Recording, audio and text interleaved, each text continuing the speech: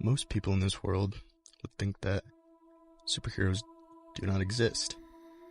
They think superheroes are just fictional characters that are made up to symbolize hope, bravery, and courage. These otherworldly beings seem almost too good to be true. But I'm here to tell you that they do exist. There's one man who I believe is a real-life superhero, and his name is Wells Crowther. Wells was born in New York City on Tuesday, May 17th, 1977. From early on in his adolescent life, his character has always stood out. He was the type of guy, always in your face, never let you get down, always gave you confidence. Even in the worst times, the best times, he always gave you confidence and made you want to drive and to succeed and do well. He's always very well spoken, very polite. He was very protective over his family. When Wells was just 7 years old, the family moved to Upper Nyack, New York, where he attended school all the way through high school. He was a very athletic kid, playing and competing in several sports. But the one that had the most significance in his life was lacrosse, where he would go on to play lacrosse for college. You know, Wells is just there for everybody and anybody. Wells was the first guy to pat you on the back if you didn't have a good game, and always a smile.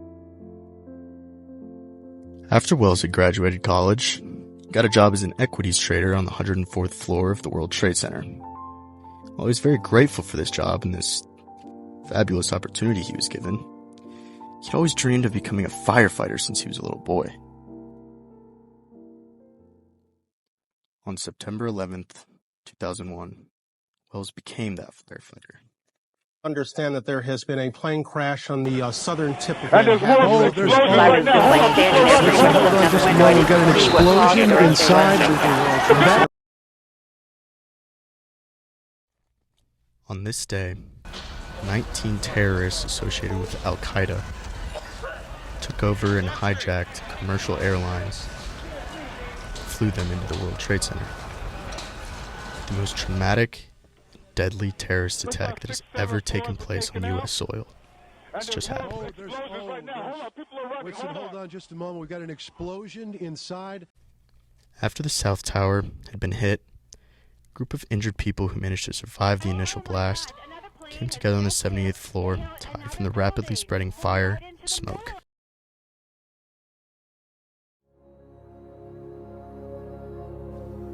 It seemed as if there was no way out.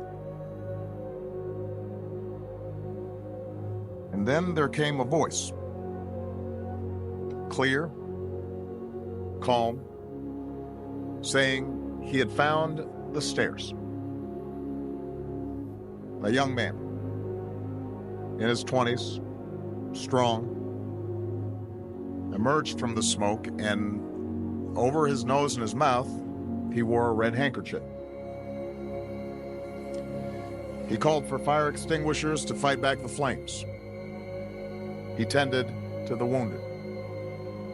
He led those survivors down the stairs to safety and carried a woman on his shoulders down 17 flights.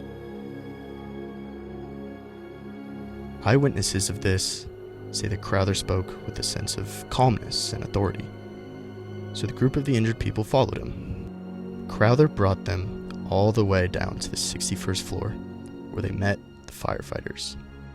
Most people at this point join the group and evacuate with them, but not Wells Crowther. Wells turns back and goes right back up the stairs. He knew that there were more people left to be saved. There's a woman who goes by the name Judy Wine, and although she doesn't speak publicly about what happened that day, her husband describes what she saw. But she wanted to tell me what had happened.